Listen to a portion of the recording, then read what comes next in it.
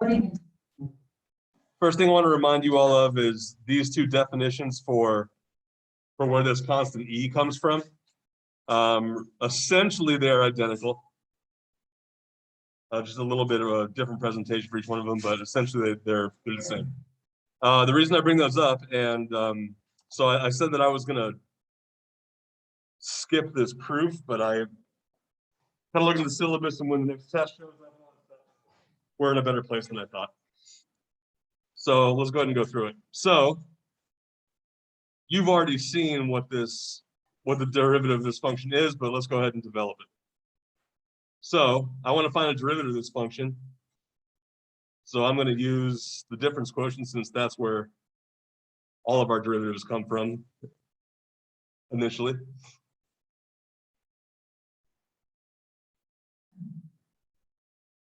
All right, so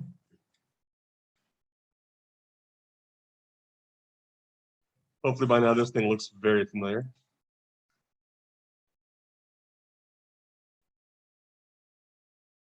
So log base a of x plus h minus log base a of x all over h. So I'm dealing with logs now. So in that numerator that I just wrote, what am I allowed to do with those two terms in the numerator up there?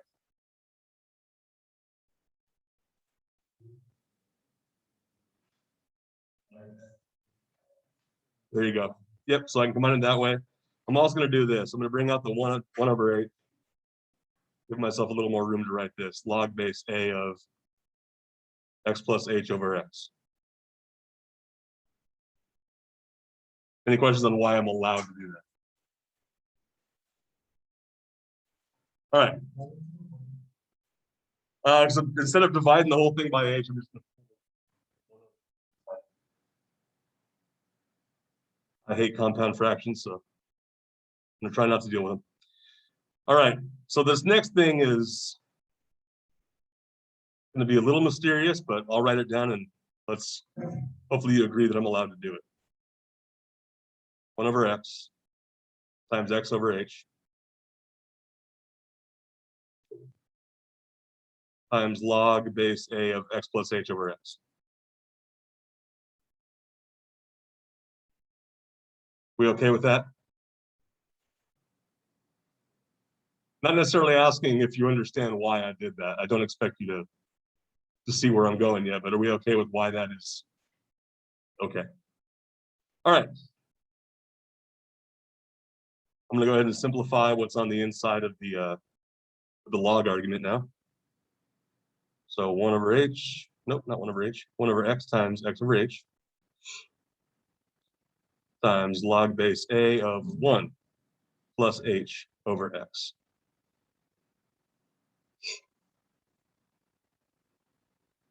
Next thing I'm going to do is this.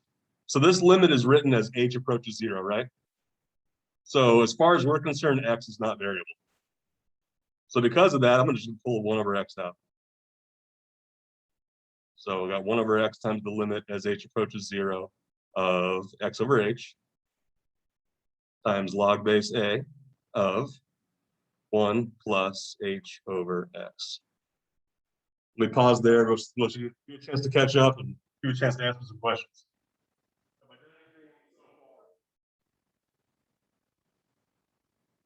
Can't be done. Using.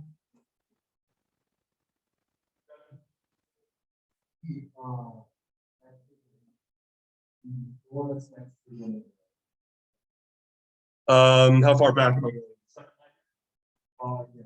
So, it'll be clear later why I had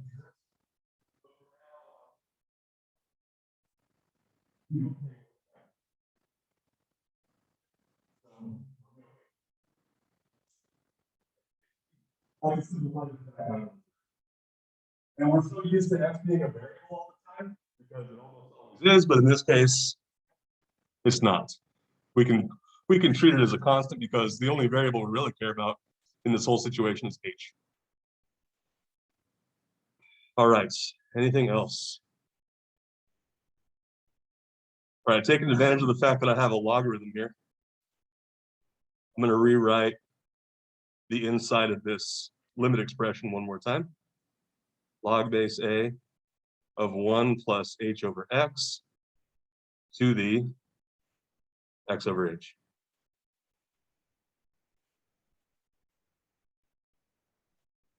Any questions about why that's okay?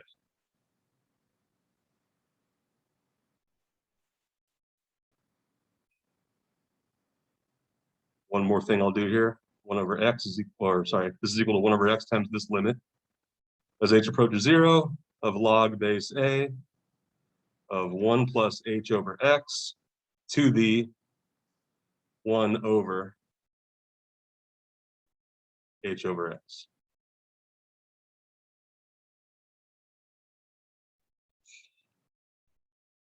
Now this nasty log limit over here, one more thing I should do before I talk about that. So this log thing on the far right, this log base a of 1 plus h over x to the 1 over h over x, that function there is continuous for all h that are bigger than 0.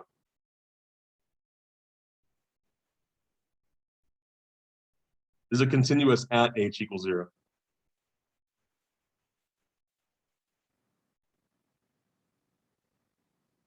So it's not continuous at h equals 0, but it is continuous if I'm letting h approach 0 without letting it equal 0.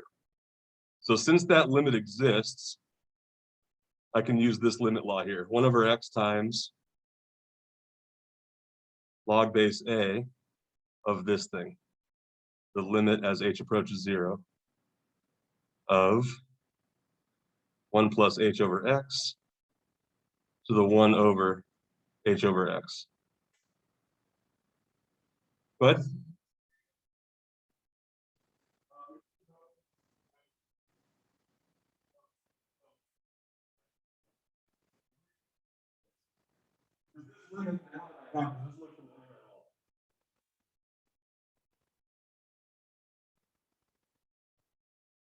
It looks like the definition of E, right? So let me just write this off to the side so we can compare. The limit as x approaches 0 of 1 plus 1 over x to the x, that equals E, right?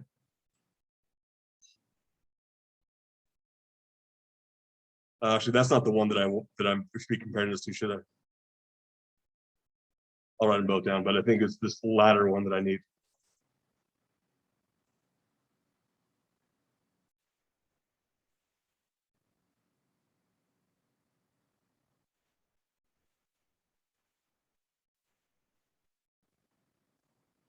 Do I have these these base points backwards?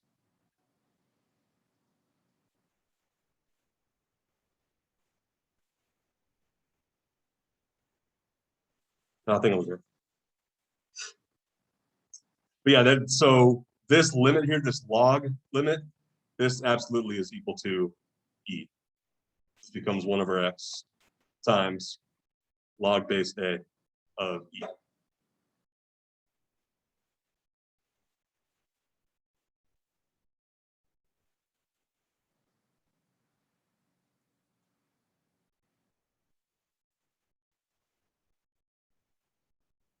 Oh no, a lot of stuff going on there, but now we just get to use it. Any questions on how this got developed?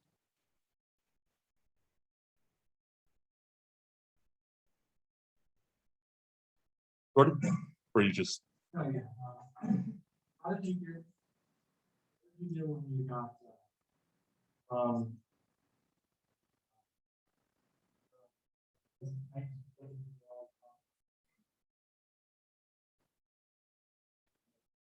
how did you get there to here? The limit laws, one of those, review time.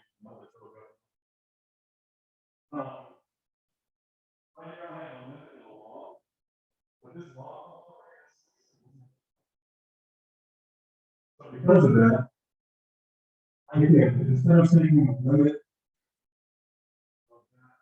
logarithmic function.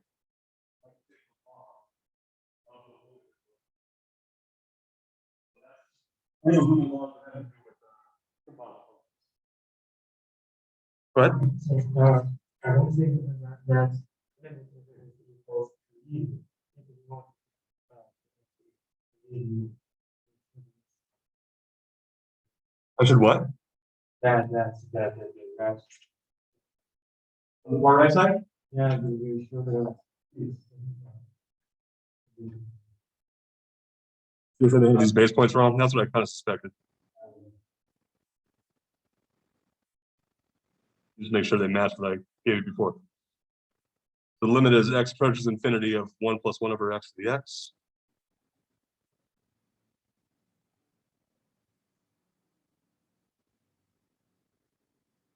Yeah, now they're good. So thank you for that.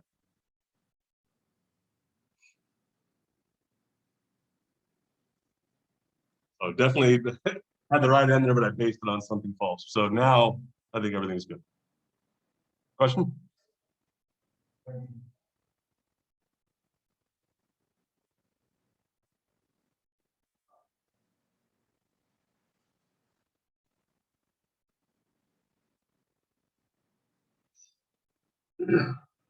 Which is the rule I gave you last time. How we doing? Okay. So where did we leave off last time?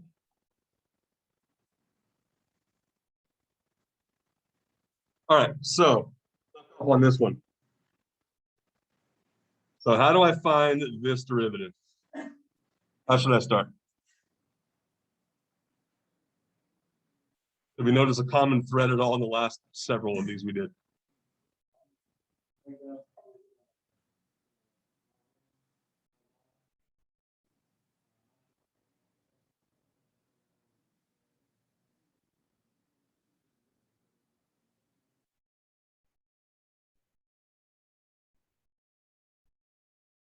We okay with that?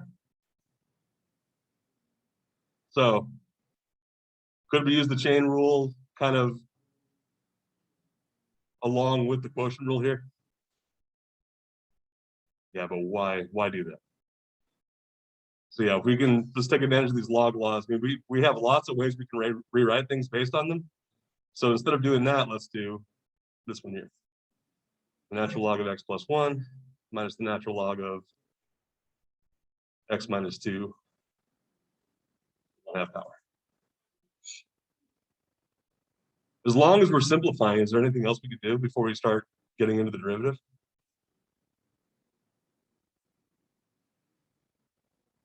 I think that's a good idea too. So I mean, I have faith in all your ability to take a derivative involving a square root, but if we don't have to do it, then let's not.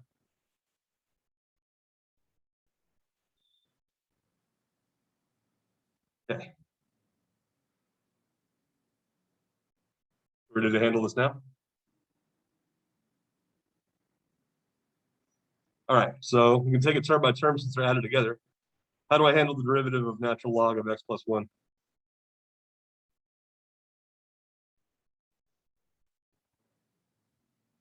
So I have 1 over x plus 1. And just because I don't want it to get lost, do I need to think about chain rule here? So it won't always be. So I agree that, yeah, it's just going to be 1 over x plus 1, but just at least for this first time, I know it's not our first time, but let's make sure chain rule is not getting left behind. How about the derivative of natural log of x minus 2? 1 over x minus 2. Same reason.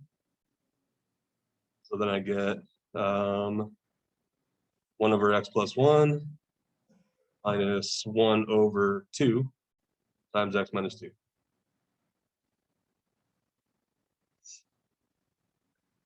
Question?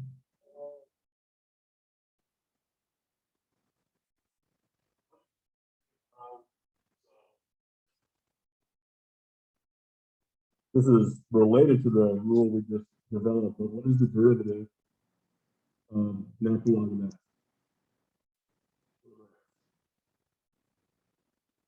So relating that to the rule we just developed, if I could do log of any base, that's equal to 1 over x times log base a of e.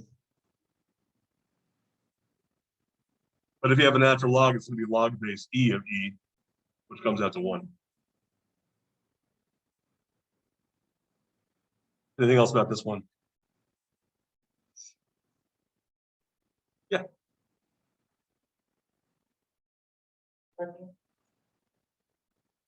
Oh, basically just those are the two differentiation rules around logarithms.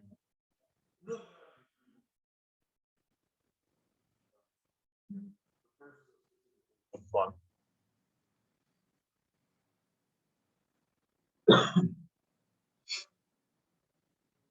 All right. So moral of the story again there. Just if you try to use the quotient rule nested inside the chain rule, it would absolutely work, but it'd be a lot more difficult than the thing we just did. All right, how about this thing? F of x equals the natural log of absolute value of x. So one thing I want to relate this to, in the past, we've looked at this one, right? The f of x equals absolute value of x. What was this derivative equal to? What do you remember about when we tried to take the derivative, the absolute value of x? It's not differentiable at 0, right? But is it differentiable other places? It's differentiable everywhere except for x equals 0. So let's keep that in mind here. So let's first talk about what absolute value means. And I think I've shown you this definition before, but maybe I haven't. So if x is a real number, if I take the absolute value of a positive number, what do I get? You just get that number back, right? So if x is equal to 0 or greater, then you get this definition. What if x is negative? You get the opposite of it. So negative x if x is less than 0. So now we can apply that to this function. The natural log of the absolute value of x is going to be equal to the natural log of x if x is greater than or equal to 0, and the natural log of negative x if x is less than 0. I'm going to stop there and ask you, are we okay with this definition? There's one subtle but very serious problem in the way I've defined natural log of the absolute value of x there. What kinds of real numbers? Go ahead.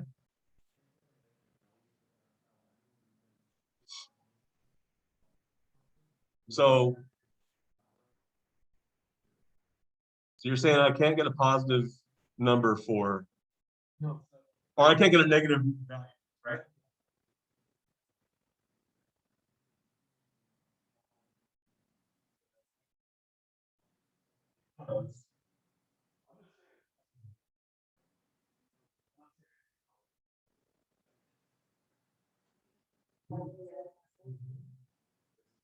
So in this case, absolute values, right?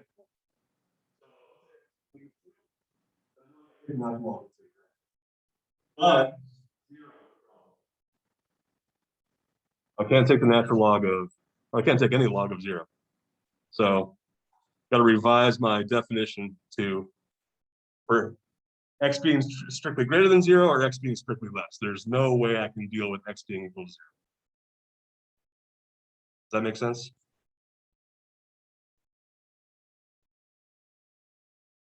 I'll show you over here. Let's say, I don't want to play 0. Natural log of x equals y. That's the same thing as saying e to the y equals x. What value of y gives me e to the y? Or sorry, what value of y satisfies e to the y equals 0? Does not happen. All right, based on that, we can just take a derivative of both of these, right? What's the derivative of natural log of x?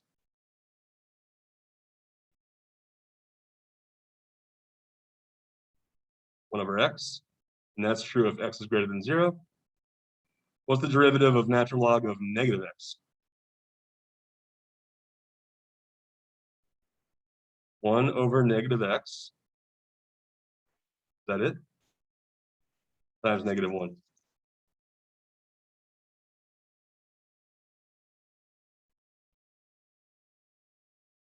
So I got the derivative is 1 over x if x is greater than 0, and 1 over x if x is less than 0, right?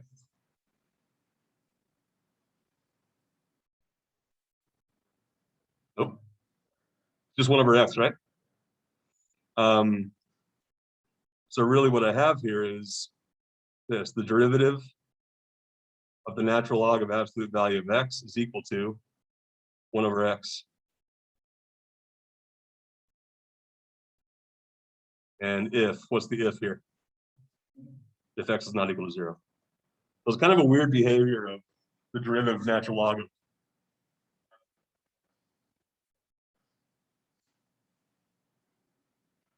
And I'll expand on that by saying this. What's the derivative of the natural log of, someone throw a number at me, 2x. What do you think that derivative is?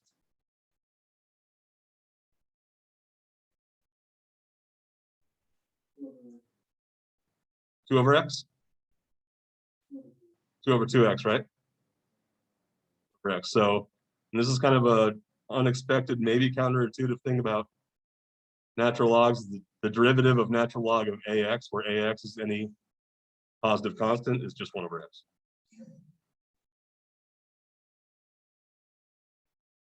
Sebastian?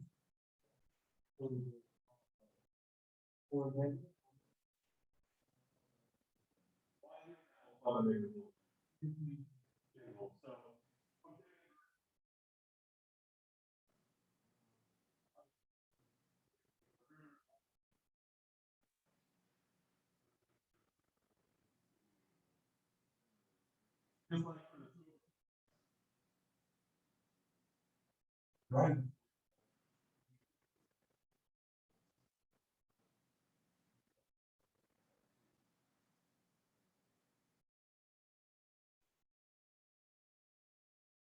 Anything else?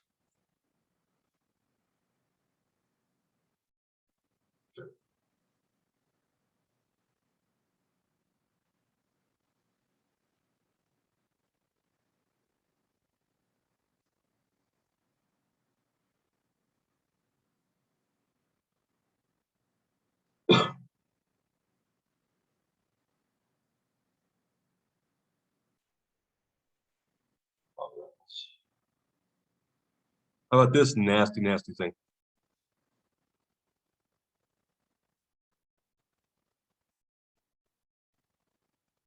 How do you think we should have to, like, what do we have to do to differentiate something looks like this?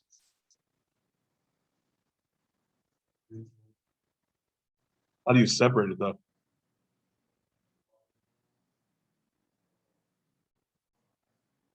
There you go. That's a good idea. So right now, there's no logarithm involved in this, right? No, but I absolutely can. So, and this kind of harkens back to, implicit differentiation. Now that you have that tool, you don't need to have y isolated to start taking derivatives.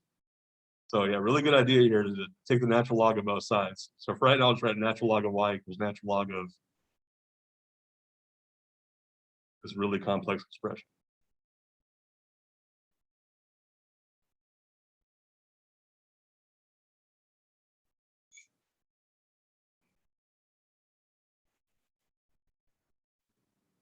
What's that? So first of all, it's not multiplication. We're just taking the natural log of both sides. Why did we do that? How is that going to benefit us here?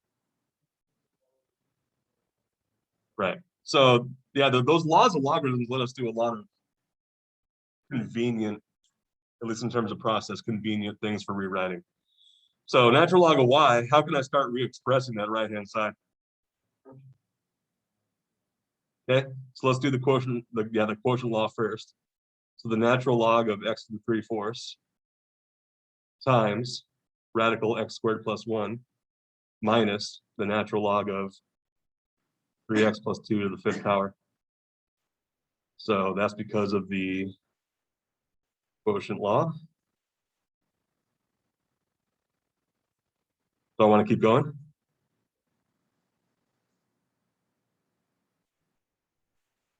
Where else can I make simplifications?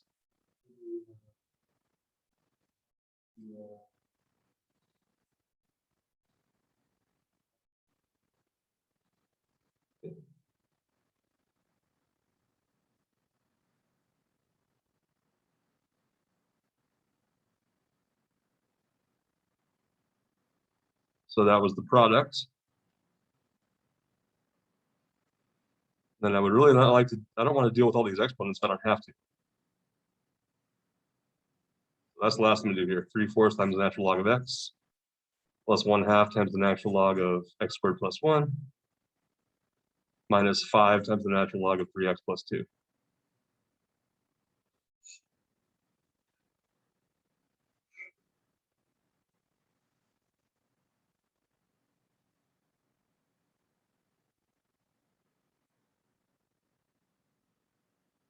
We're going to take a derivative, or do we still want to simplify? Yeah, I don't think there's any more simplifying that can be done. So what's the derivative of natural log of y? So let me ask this first. We're going to take the derivative of this whole thing with respect to what variable? So yeah, with respect to x.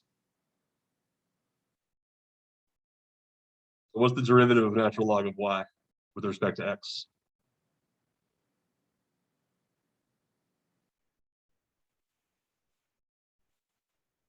So keep in mind this, when you differentiate implicitly, you're essentially dealing with chain rule, right? So you have x, which is somehow mapped to y. That's one of your functions. And then y as a natural log tag, and that becomes natural log of y. So let's just differentiate this using chain rule. What's the derivative of natural log of y with respect to y? 1 over y. And then the derivative of y with respect to x is dy dx. So that's the thing we want. We brought in this log thing, and really the only drawback is going to be that when we're done differentiating, we're going to have to isolate that derivative. You have a question? So that's the left-hand side. And now because of all this algebraic work we did, the right-hand side is going to be a lot simpler. What's the derivative of 3/4 natural log of x?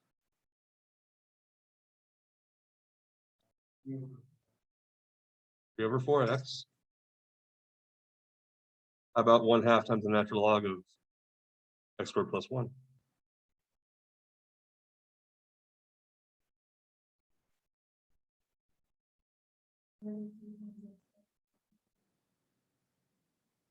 One over 2 times x squared plus 1?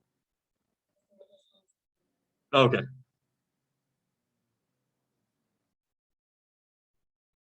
So yeah, I'm gonna take it in a couple steps just for. All right. And then minus 5 times 3 over 3x plus 2.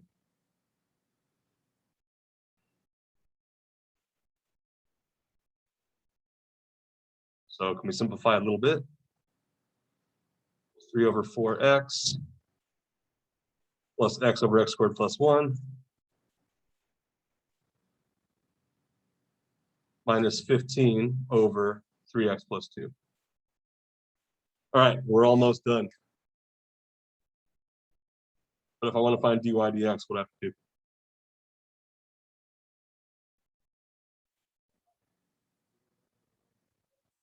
Divide the right hand side by 1 over y, or multiply by y. So I get y times 3 over 4x plus x over x squared plus 1 minus 15 over 3x plus 2. I would really like to be able to express this without having a y in it, though. Yeah, so we were told at the outset what y was equal to.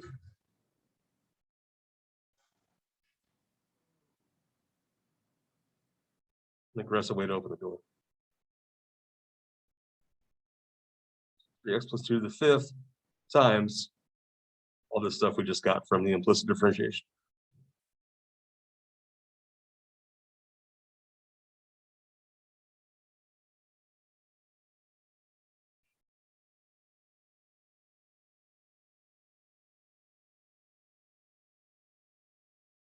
Could we have done that without that log step at the beginning?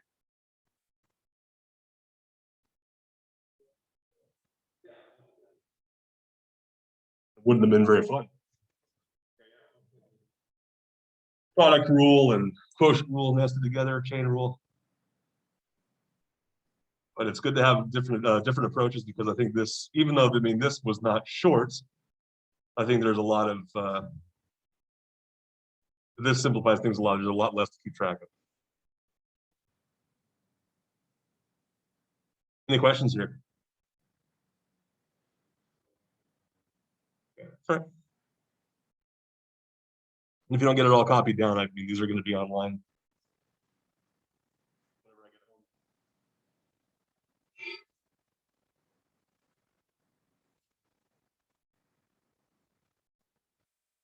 Yeah.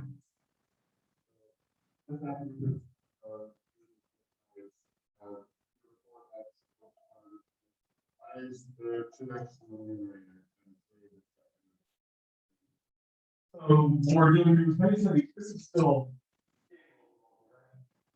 That'll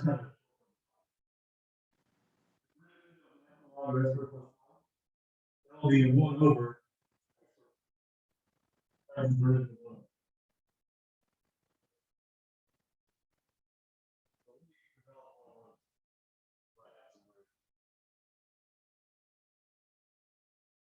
So the derivative of natural log of x squared plus 1. So my inner function is going to be x squared plus 1. My outer function is going to be natural log of x. So if I take the derivative of the outer function, I get 1 over the inner function. But then I got to take the derivative of the inner function, which is 2x. And then you can just bring those together. Good question, though. Anything else? Okay. So another differentiation rule. I am not going to go to the difference quotient on this.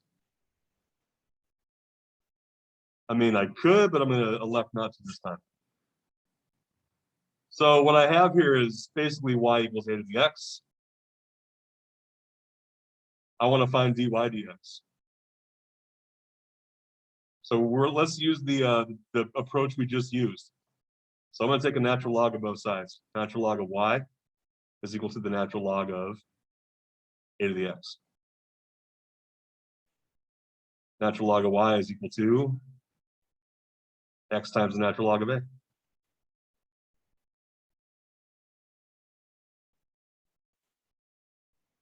So now if I take the derivative of both sides with respect to x, what's the derivative of a natural log of y with respect to x?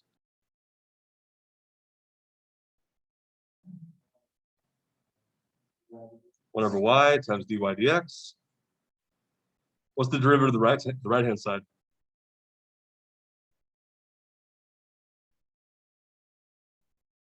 Maybe it might be deceptively simple.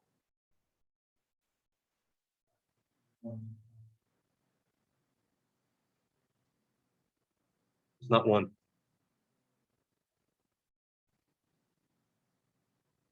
Yeah, it's just linear, right? So a is a constant. So natural log of a is a constant times x.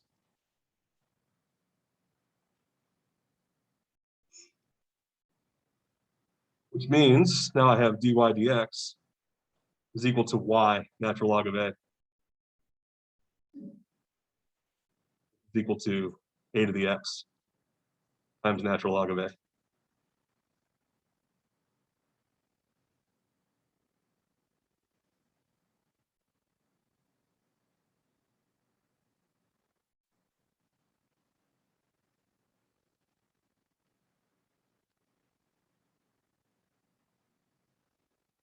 Question?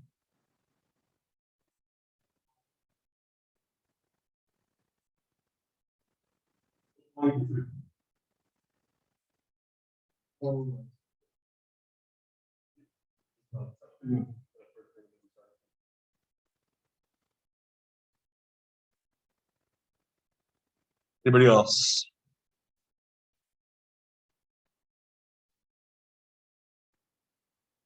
So this is the next pair of rules that I'll give you. And just like the log rules, one is just a specific flavor for the other. So the derivative with respect to x of a to the x is equal to a to the x times the natural log of a. If we're okay with that being true, what's the derivative of e to the x?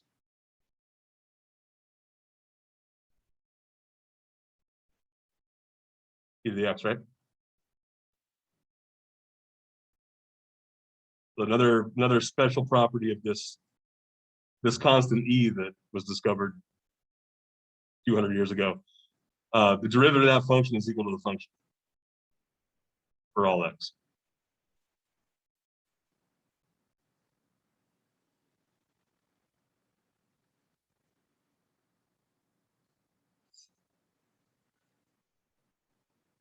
I'll just make it more clear here. E to the x times natural log of e is equal to e to the x times 1.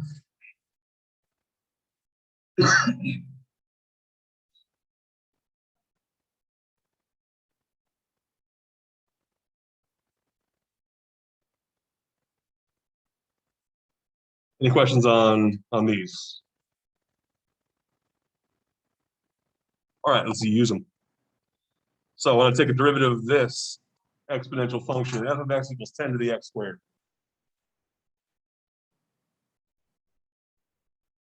Any ideas on how to get started?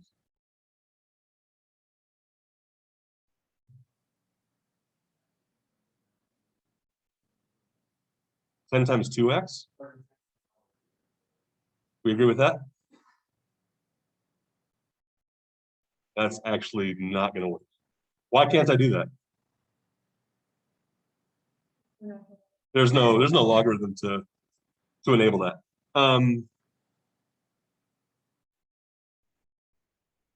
So let's just handle it directly.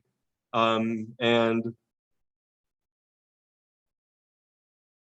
let's handle it using chain rule. So if f of x is equal to g of h, g composed with h, what are some good candidates for g of x and h of x?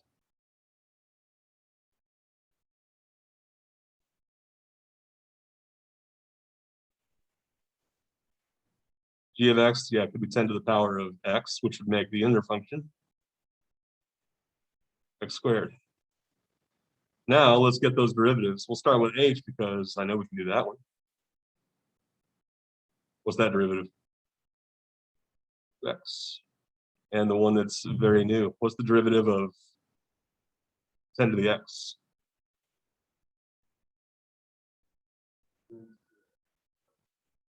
No, so that's I'm kind of glad that came up. It sounds like you're trying to apply power rule there. Why is power rule not what we need to apply here?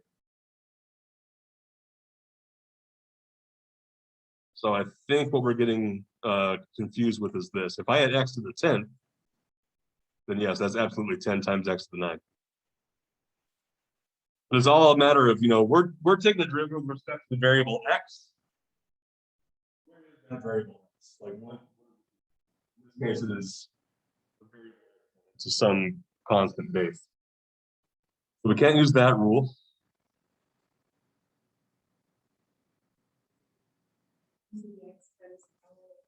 10 to the x times the natural log of 10. So yeah, this is the one I just gave.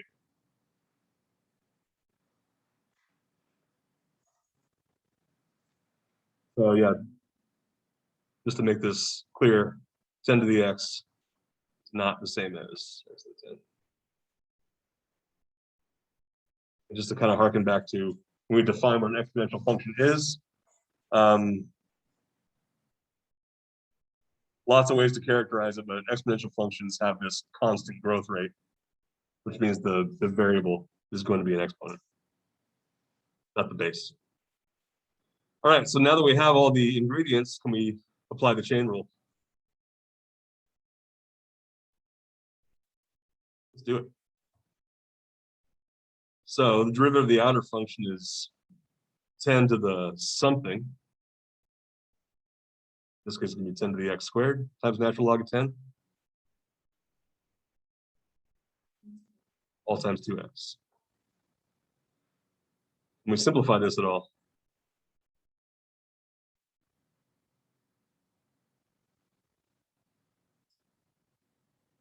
Not really. And you can rewrite the first part of this with that log term, but I'm okay if we just keep it like that. Question?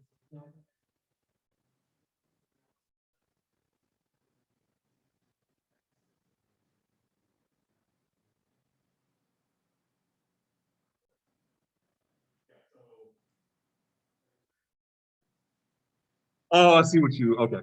So these two things are not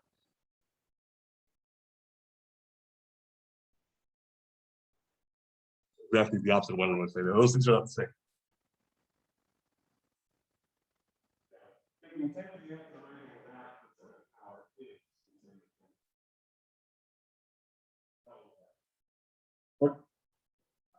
Then say 10 to the x. Cool. Yeah. Thank you.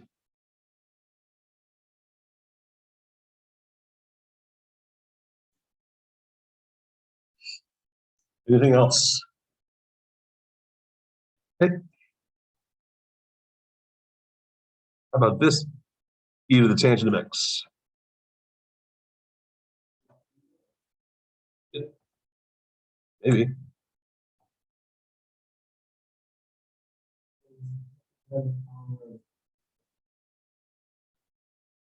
Yes, the power is x squared.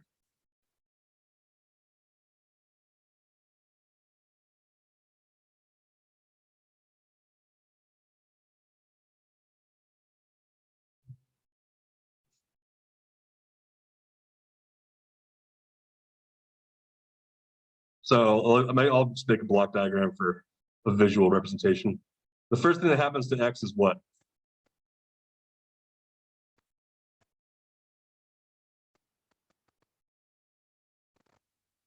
So the first thing that happens is it gets squared. That gives me x squared. And then what happens to that x squared? Not multiplied by 10, but it gets exponentiated.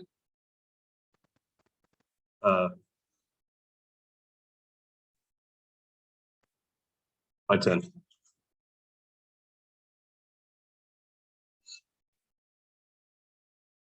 All right, I think we got time for one more. All right, e to the tangent of x. This one. Chain rule, always good. So I think this is G composed with H again.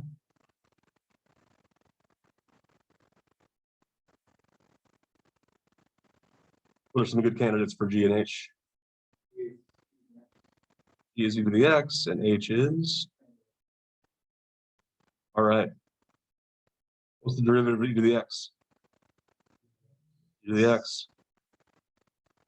It's one of the many reasons why that's the preferred base for an exponential function. What's the derivative of tangent of x? The square root of x. Which means dy dx is going to be equal to what?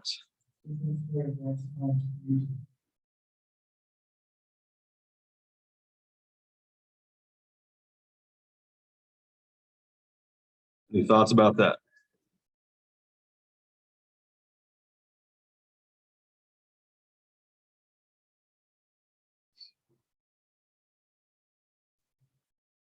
So that one pretty quickly. Are we okay with that one? If I ask me questions, we got time.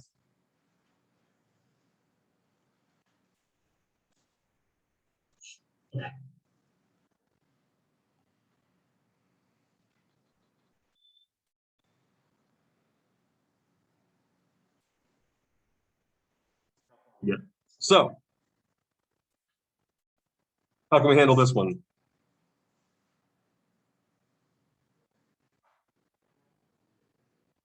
Okay. So now we're going to treat y as not f of g, but f times g. If we do that, what's f of x equal to? And what's g of x equal to? Good.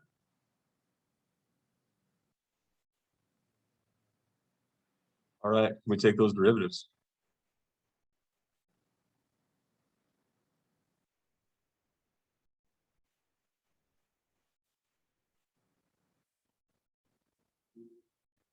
Okay, so I'm going to stop there. I did not set this up using chain rule, but is chain rule required here? It is.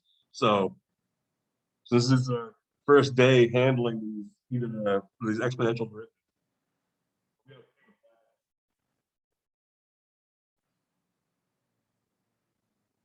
So let's develop the. Actually, you know what? Let's do the sine one because I think we feel more comfortable with it.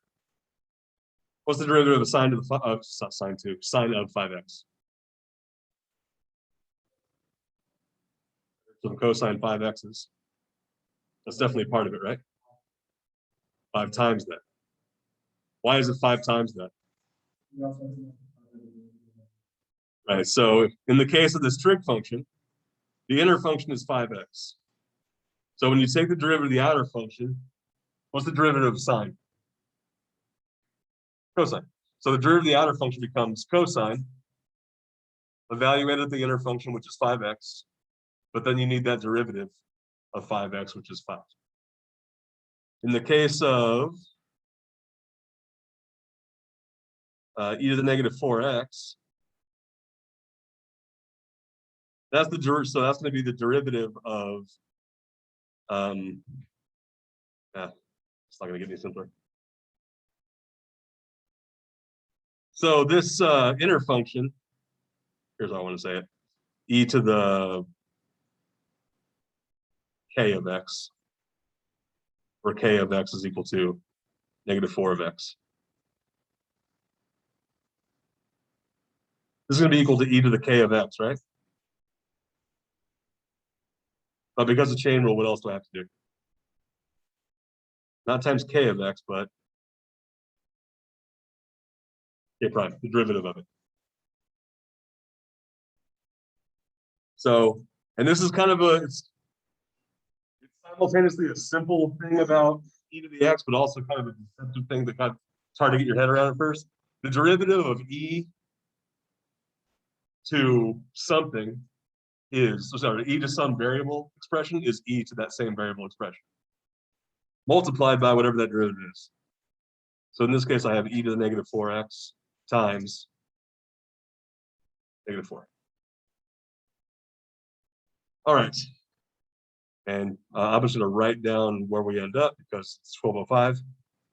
Basically, what we get here is 5 e to the negative 4x times the cosine of 5x minus 4 e to the negative 4x sine of 5x.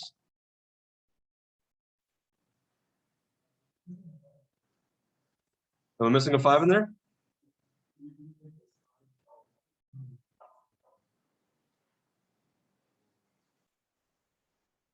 I'm looking at it again because I certainly make mistakes. I think it's good.